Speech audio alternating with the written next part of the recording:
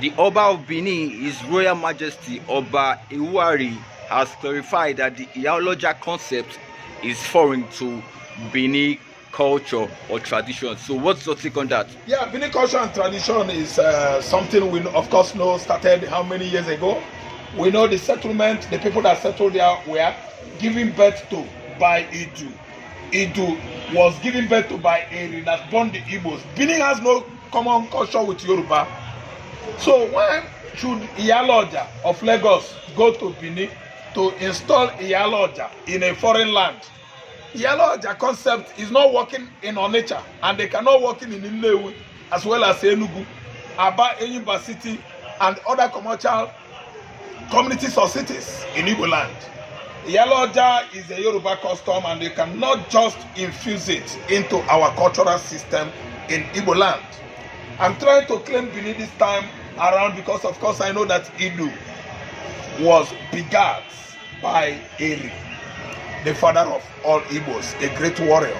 Listen and listen good. The Iyaloja of Lagos took a trip to Benin Kingdom and went to Oba Ewuare, Oba Opolopolo of Benin Kingdom, who stood out among the Obas in the Midwest, in the Southwest, as they claim to be, Yoruba, that they have strong ties with the Beninese.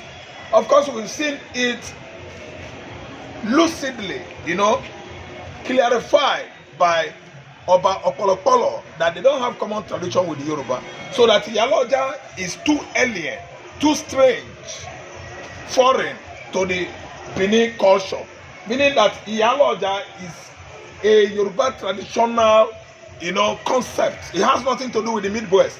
The former Midwest, which is Benin State, as Oba of Benin claimed that she has no reason to come with that kind of policy or concept into Benin Kingdom or Benin traditional system.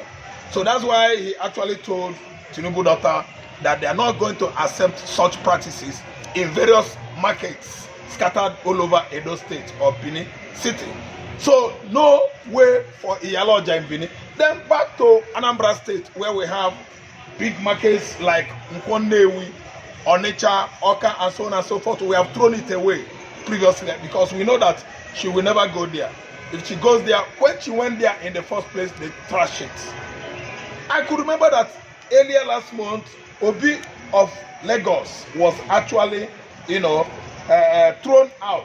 Obi chief in Lagos State was trashed by the Yorubas, claiming that it isn't their tradition. When you don't want somebody's tradition, why you don't want everybody to be one in Nigeria? Why do you want to force your own tradition, culture, infuse it into Igbo traditional system? Okay, that kind of marginalization and exploitation cannot work in our modern time. That's why Oba of Benin has actually trashed that kind of policy that was, trying to be forcefully infused into Benin traditional, customs and the culture. It can never work. So the Iyaloja of Lagos is for Lagos, and some enclaves in Yoruba southwestern states. It cannot augur wall in south. It can work in southeast as well. And I'm looking at mid-belt. Maybe they could bow before mongarism. Money mongering is not thriving in Igbo land because nobody's feeding who? Nobody's feeding anybody. You are Oba, you are a king, you are a man, you are a champion in your own family. Nobody could help you to champion the cause of your family success or excellence. So what I'm trying to say is that the Iyaloja of Lagos that has been troubling Ojibo market, Oyimbo market, Yaba market, Ketu market, Computer Village, Igbodo market, Achade market, Alade market, Muchi Idioro market, Ogumpoko and Awolowo market, Ogun market, less 10. All these are Yoruba traditions, and nobody is contesting it with Yoruba. Yoruba are people I know that respect and maintain their traditional culture, and it has nothing to do with, hostilities against the strangers. But recent times, we actually seen a southwest, that has come out that Igbos are taking over everywhere. They have bought every land in southwest to they should leave our land. Go and develop their region now. Go and expand their region. Oh God, we are all one Nigeria as we claim to be. But you are playing sectional, tribal, and ethnic, what do you call it, politics. And it cannot all go well in a federal setup. Nigeria is a federalism through federal states. We operate federalism here. Presidential system of government has clashed too well with federalism, because that is what federal ideology has actually accepted in our modern, governmental machinery. And we've seen it that is not going down well with Nigerian blacks, a set of politicians that will be likened to the olden days Zinjanthropus, Homo sapiens, the apes, that is this, what do you call them? This gorilla, monkey, and chimps. That is those are the kind of politicians we have in Nigeria. The way they are actually explaining, defining democracy in this kind of, this type of contraption called Nigeria is never done in the modern world. What we're having in America, modern Europe, Western Europe, is true democracy. Exactly how those Greece ideologies that form democracy tutored everybody. They are all educators, and they did not make any mistake based on ignominy, ethnicity, or tribalism. But we are seeing a sectional democracy in Nigeria, a democracy that is allowed in some regions, abandoned in some regions. So what we are seeing here is not a true democracy. Black man, as a result of ethnic bigotry, religious division, and tribal, sentiment, has actually destroyed our current advent democracy that started since 1999. We are not having it playing out here. We've seen actually how a Fulani man from Niger by name Buhari won an election, through illegitimate means, and actually suffocated the rest of Nigerian tribes.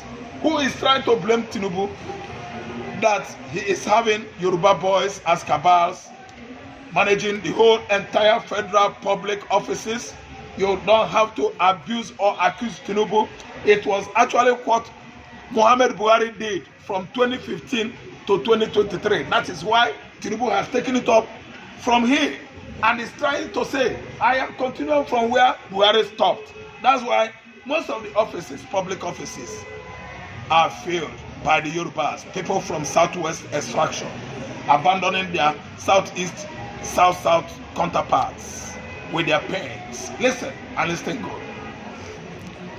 We are here in Nigeria making mouth, running our mouths, talking and telling the whites that we are a democratic society. We are not. We are running nepotocratic system of government, a government that is built on favoritism, sectionalism, whose major interest is based on how to do good to their kinsmen, the persons that are traced to their same ancestry with the man in charge, Bola Ahmed Tinubu. That's why you can never get it right in this part of the world. The next 10 years time coming, Nigeria is not going to be better. Rather, I'm seeing a Nigeria that is going to be dismembered very soon. Because of what? Recklessness, reckless attitude, negligent attitude, character, and the traits of our political leaders in Nigeria, who has abandoned modern democracy, delving into ethnic democracy. Give an African man democracy, we turn it to tribalism. Buy democracy or federal structure for African man, that you give him as a gift, it will turn it to Umunna politics. The kind of, what I mean by Umunna politics in Igbo language, let me just expatiate here. The kind of politics, democracy that runs within the kinsmen. But we are supporting this man because he is the right person. Let us give him, because he can dole out money. He has the kind of lion hearts that we all deserve to develop our clans. That is the kind of democracy we have in Nigeria here. Then as a federal setup, we are not a federal state. If Nigeria is telling you that we are a federal setup, Nigeria is telling you lie. What we have here is quasi federalism. It is obuasi asile bakaute ndebia ndekwe na ndị ekwero.